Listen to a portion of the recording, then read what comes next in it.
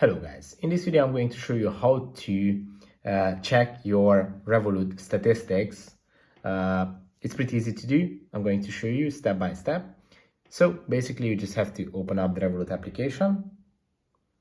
When you are inside the app, you just have to go to the top right corner of the screen right here and tap on this little icon.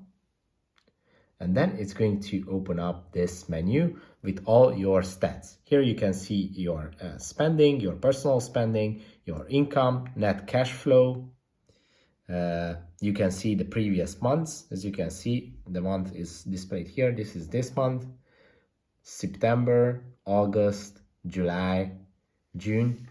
And you can also see your total assets. As you can see, here are my assets, my crypto investments and others.